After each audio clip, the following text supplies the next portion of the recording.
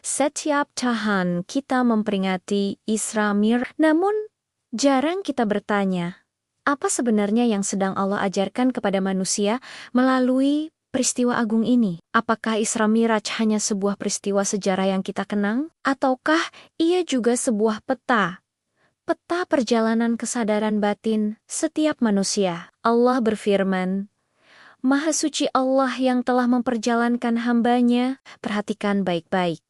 Allah yang memperjalankan, bukan sang hamba yang berjalan. Ini bukanlah kisah tentang kecepatan atau menembus jarak ribuan kilometer dalam semalam. Isra adalah perjalanan kesadaran, momen ketika seorang manusia diperjalankan untuk bertemu dengan masa lalunya. Dari Masjidil Haram ke Masjidil Aqsa. Masjidil Aqsa, titik terjauh, bisa kita maknai sebagai simbol titik terjauh di dalam diri kita. Luka, trauma, kesalahan, ego, dan semua dosa yang mungkin belum pernah kita hadapi dengan jujur. Isra adalah undangan untuk berdamai dengan masa lalu, untuk menyembuhkan apa yang terluka di dalam. Pernahkah kamu merasa hidup ini seolah mengulang cerita yang sama? Masalahnya mungkin datang dengan wajah yang berbeda, tapi luka yang terasa tetap serupa. Amarah yang sama,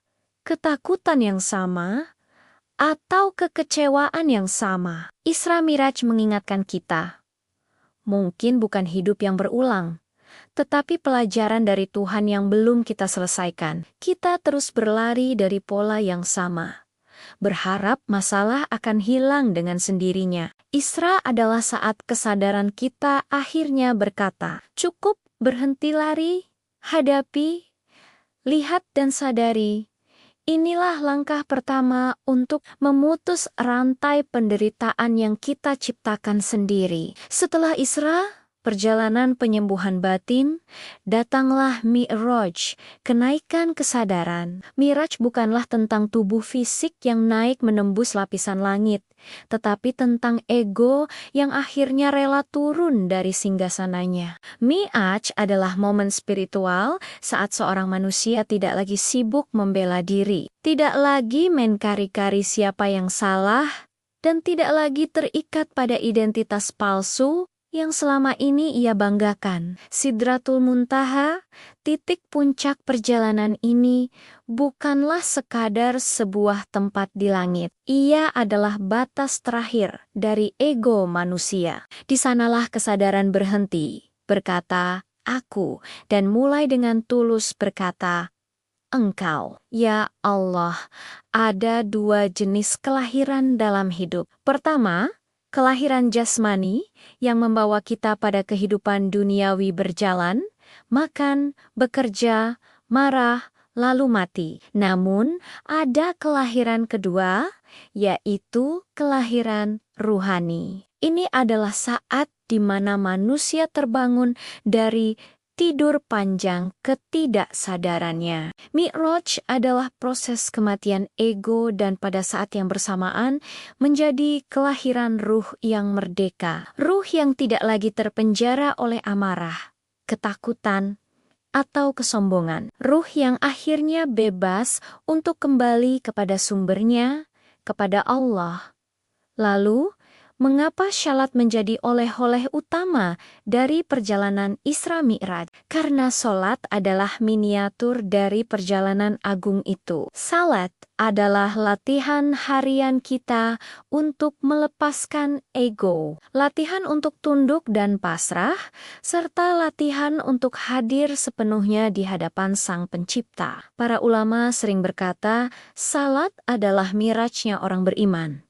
Bukan karena tubuh kita naik ke langit, tetapi karena hati kita turun, merendah di hadapan keagungan Allah. Setiap salat yang khusyuk adalah momen Isra kita dari hiruk-pikuk dunia dan mi'raj kita menuju kesadaran ilahi.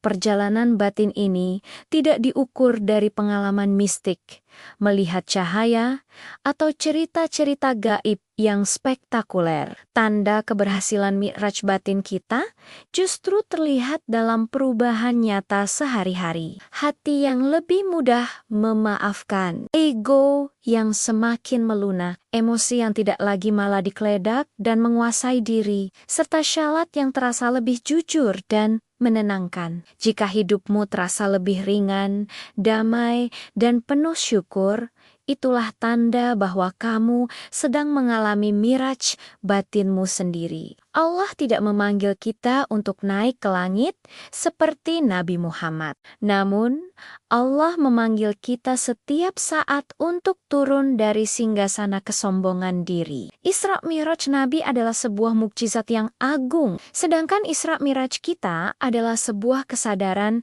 yang terus bertumbuh, dan salat adalah undangan harian yang penuh cinta untuk kita pulang kembali kepada Tuhan. Jika video ini membuatmu merenung, silakan like sebagai tanda syukur. Tulis di kolom komentar, "Ya Allah, sadarkan aku," dan jangan lupa subscribe agar kita bisa terus berjalan bersama, bertumbuh dalam kesadaran, bukan sekadar pengetahuan. Terima